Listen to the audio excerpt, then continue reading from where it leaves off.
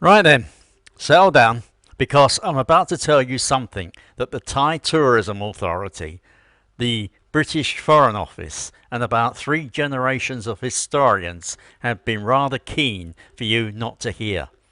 What if I told you that the very identity of Northeast Thailand, this vast sun-hammered plateau they call Isaan, was forged not in the paddies, not in the temples, but in the fire of an opium pipe and the smoke of a British musket? That is right, the Isaan Opium Wars. Not a footnote, not a polite academic asterisk. A visual, brutal, largely erased chapter of history that explains why this region still carries its scars, economic, political, and psychological, to this very day. I have lived out here for the better part of 2 decades. I know these roads, these villages, these faces. Besides, I can tell you, once you understand what happened here, you can never quite look at a bowl of sticky rice the same way again. So, pour yourself something strong and let us trace the ruins and the records, because the ghosts of Isaan's opium era are still very much with us. Now, the modern image of Isaan is, let us be very honest, not exactly glamorous. Flat, dry, famous mainly for its chili and its ability to produce both excellent Muay Thai fighters and an enormous percentage of Bangkok's taxi drivers. However, wind back to the 1800s, and this parched plateau was one of the most ferociously contested pieces of real estate in Southeast Asia. Not for its rice, not for its silk, for its geography. Isaan is the doorstep to everywhere. Laos above, Cambodia to the south, the Mekong River as its eastern spine. On top of that, the Europeans, the French coming down through Vietnam, the British already dug in Burma. They both understood something the Siamese throne was desperately trying to ignore. Whoever controlled the Isaan borderlands controlled the arteries of the most profitable trade route in the 19th century world. That commodity? Opium. Persian and Indian opium, refined and packed into lacquered chests, flowing down from the north like a black, treacly river of money, addiction, and imperial ambition. A drought-stricken plateau, populated by Lao-speaking villagers that Bangkok regarded as distant cousins at best, had become, whether it wanted to be or not, a vital artery for the world's most dangerous trade route. Lovely. Absolutely lovely.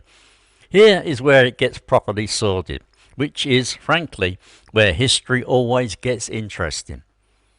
The British East India Company, bless their cotton socks and their total lack of shame, had been running the opium trade through India for decades. The product was grown in Bengal and Bihar, shipped to China to devastating effect, and was funding roughly a third of the British colonial administration in Asia. When the Chinese had the audacity to object, the British fought 2 opium wars to ensure the right to keep poisoning them. The absolute audacity. I say this as an Englishman. Meanwhile, the French had their own colonial monopoly, the Régie de l'Opium, managing supply through their territories in Indochina. Moreover, between the 2 empires, running right through the heart of Isaan, was a borderland that both sides wanted to tax, control, and exploit. The friction was constant. French expansionists pushing west into Laos, which they ultimately seized in 1893, threatening to take Isaan with it, and the Siamese crown frantically negotiating, conceding, and trying to convince both sides that Bangkok's sovereignty was worth preserving. The Franco-Siamese crisis was partly territorial pride. However, running underneath it quiet and dark and immensely profitable was the question of who collected tax on every chest of what they elegantly called black gold crossing the Mekong. Into this chaos stepped a figure that history has almost entirely forgotten: the tax farmer. Local intermediaries, often Chinese merchants, sometimes minor Siamese nobles, who purchased the right to collect opium revenues from the state and then squeezed every last baht out of the trade. They built rudimentary roads. They funded local militias. They ran the dens where labourers, many of them migrants, building the very infrastructure that was draining the region's wealth, smoked away whatever wages they had earned. It was, in the words of a 1904 report I found gathering mildew in a Bangkok archive, a perfectly efficient system for the extraction of human potential. The region's roads crumbled. Its schools did not exist. Its rivers were highways for contraband, while its people went without. Charming arrangement, was it not? Now, here is where your standard history teacher would change the subject entirely and talk about the rice exports. However, we are not doing that. The people of Isaan were not passive. They never have been. Besides, throughout the late 19th and early 20th centuries, the region erupted in a series of rebellions that were dismissed by Bangkok as banditry, ignored by the French, and have since been largely written out of the history books. Convenient, eh? The most significant and most misrepresentative were the so-called Holy Man's Revolts. Between roughly 1899 and 1902, charismatic spiritual leaders known as Phu Mi Mun, men of merit, rose across the Isaan Plateau and into Laos, gathering followers by the thousands. The official narrative painted them as superstitious peasants led by mad prophets. The reality was rather different. These movements were direct responses to economic devastation. The opium trade had hollowed out local economies. Taxes had increased as the colonial standoff between France and Siam created bureaucratic pressure from both sides. The workforce was being addicted by design, and the spiritual leaders understood, even if they expressed it in the idiom of Buddhist prophecy, that the communities were being systematically destroyed. Bangkok sent troops. The French watched from across the river. The revolts were crushed with the sort of efficiency that colonial powers reserved for people they had decided did not really matter. The leaders were executed or exiled. The followers dispersed. However, the opium kept flowing. I talk about those men sometimes, standing in the dust with nothing but conviction and a desperate clarity about what was being done to them, facing down muskets with the only weapons they had. That is not superstition, that is courage. Right. I shall stop here for a moment because I say this fully aware of the irony. I am an Englishman living in Isaan, talking about English imperial crimes in Isaan. My neighbours find this moderately hilarious. One of them, a retired school teacher named Kun Prasad, once told me very cheerfully that he did not hold it against me personally. He said, and I am translating rather loosely, "Your people made a mess. However, you came back to sit in the mess. That counts for something." I thought that was quite generous given the circumstances. Therefore, what did all this leave behind? The wealth extracted from Isaan during the opium era flowed in two directions, to Bangkok and to Paris. The Siamese crown used opium revenues to fund its modernization program, the very process of westernization that allowed the kingdom to survive as nominally independent while everything around it fell to colonialism. That is the uncomfortable truth that Thai national history tends to skim past. The land of the free, as Thailand's name translates, maintained its freedom in part by taxing its own people's addictions. Paris funded Indo-Chinese colonial infrastructure, roads and railways, the grand buildings you can see in Vientiane and Hanoi, with revenues that included Isaan Opium corridors.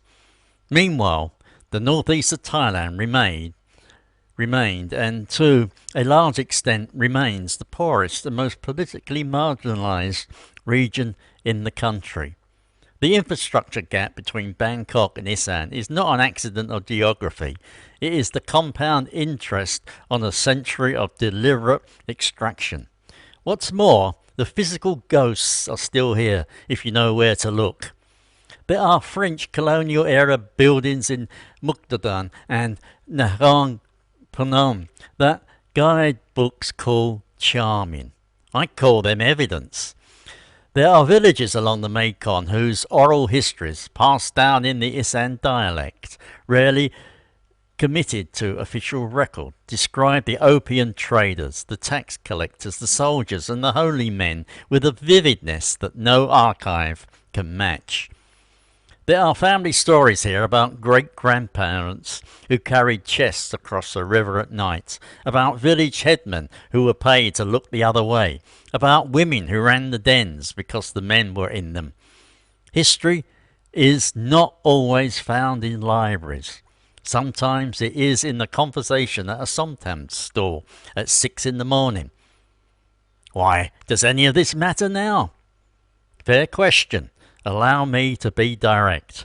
Isaan today is at the centre of Thailand's most significant political fault line.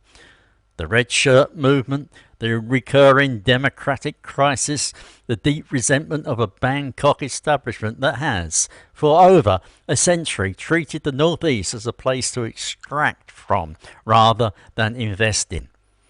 If you want to understand why millions of Isaan voters repeatedly back political movements that Bangkok's elite regard with such barely concealed horror, you need to understand this history. The opium era did not create that rift, but it deepened it, calcified it, and gave it structural form. The Land of Smiles tourism narrative, all elephant rides and floating lanterns, is a beautiful thing, and I say that without total sarcasm. Thailand is generally wonderful. However, it is a country with unresolved historical wounds, and Isaan carries more than its share of them. Reclaiming this chapter of history is not about blame. Lord knows the British have enough history to be embarrassed about. I spent the first decade of my retirement in a state of mild continuous apology. It is about accuracy, about giving the people of this region a history that reflects their actual experience, not the sanitized version that serves Bangkok's national myth or Europe's imperial nostalgia. The Pi Mai Bun, those lovely holy men who stood in the dust with nothing but conviction, they were not madmen. They were people who understood exactly what was happening and refused to accept it. Their names are not in the textbooks. Their revolts are listed, if at all, as minor disturbances in the administrative record. However, their resistance is the direct ancestor of every political movement that has since stood up in Isaan and said, "We are here, we matter, and we are not going away." So there you have it, the ghosts of Isaan's Opium Wars, unquiet, unresolved, and entirely under-documented. The next time someone tells you Isaan is just a quiet agricultural backwater, you tell him or her about the Phu Minh Bun. Tell them about the Franco-Siamese crisis, the tax farmers, and the black chests crossing the Mekong at midnight. Besides, when they look at you blankly, and they will, tell them to watch this video. I have spent many years in this region. I have eaten the food, drunk the alcohol, and embarrassed myself spectacularly at more than one village festival. On top of that, I can tell you with absolute confidence, the people of Isaan have always known who they are. It is the rest of the world that has been slow to catch up. Right, I'm going to refill this. The ghosts of history are thirsty work. If you found this useful, or if you found it outrageous, or if you are British and need a moment to sit quietly in a room, please do subscribe. I have much more uncomfortable history where this came from. Besides, if you have any family stories from the Mekong borderlands that you would like to share, put them in the comments. The oral histories are the ones that matter most. Take care. Thanks for listening, and goodbye.